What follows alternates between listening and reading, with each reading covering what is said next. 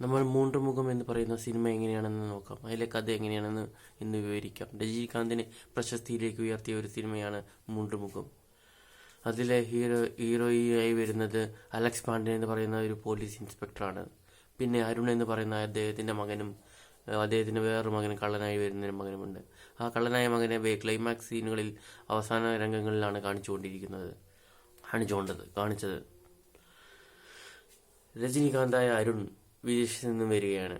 അദ്ദേഹത്തെ ഇൻവൈറ്റ് ചെയ്ത് അദ്ദേഹത്തിന്റെ അമ്മയും അച്ഛനും പിന്നെ നടിയും അവരെ ഇൻവൈറ്റ് ചെയ്ത് നാട്ടിലേക്ക് കൊണ്ടുവരികയാണ്. ഇത് വളരെ ഒരു ശക്തമായ ഒരു ക്യാരക്ടറായിരുന്നു അരുൺ വേഷം. അരുൺ നാട്ടിലേക്ക് വന്ന് അയാളൊരു ബ്രഹ്മചാരിയെ പോലെ ജീവിക്കുകയാണ്. ഒരു സ്ത്രീകളെ തൊടുകയോ മാംസം ഭക്ഷിക്കുകയോ അന്യരെ ഉപദ്രവിക്കുകയോ ചെയ്യാത്തൊരു വേഷത്തിനാണ് അദ്ദേഹം വരുന്നത്. ഇത് കഴിഞ്ഞ് കുറച്ച് രംഗം കഴിഞ്ഞ് അദ്ദേഹം ഒരു വലയിൽ വീഴുക, നടിയുടെ വലയിൽ വീണ് അദ്ദേഹം സാധാരണ ഒരു ജീവിതം ജീവിക്കാൻ തുടങ്ങുകയാണ്.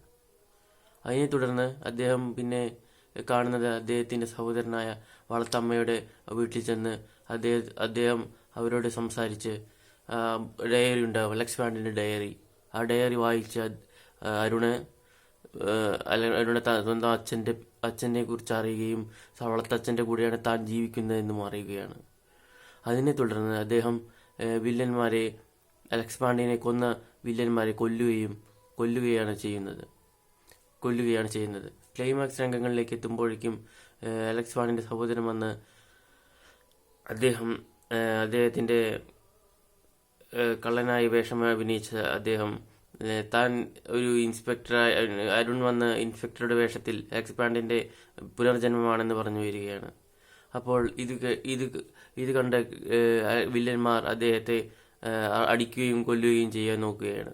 ഇതിനെ തുടർന്ന് വില്ലൻ വേറെ രജനീകാന്തിന്റെ വേഷം ധരിച്ച ഒരുത്തനെ കൊണ്ടുവരികയാണ്. അദ്ദേഹമായിരിക്കും ശരിക്കും അലക്സ് പാണ്ഡെന്റെ വേറൊരു മകൻ. അത് പടം പോയിക്കൊണ്ടേയിരിക്കുകയാണ്. അതിന്റെ സമയത്താണ് രജനീകാന്തിന്റെ അലക്സ് പാണ്ഡെന്റെ മരണം സംഭവിക്കുന്നത്. അലക്സ് പാണ്ഡെ മരിച്ചതിന് ശേഷം അദ്ദേഹത്തിന്റെ മക്കൾ വില്ലന്മാരെ പഴിവാങ്ങി കൊല്ലാൻ തീരുമാനിച്ചു. ക്ലൈമാക്സ് രംഗം ഒരു കപ്പലിലാണ് എടുത്തിരിക്കുന്നത്. അതിൽ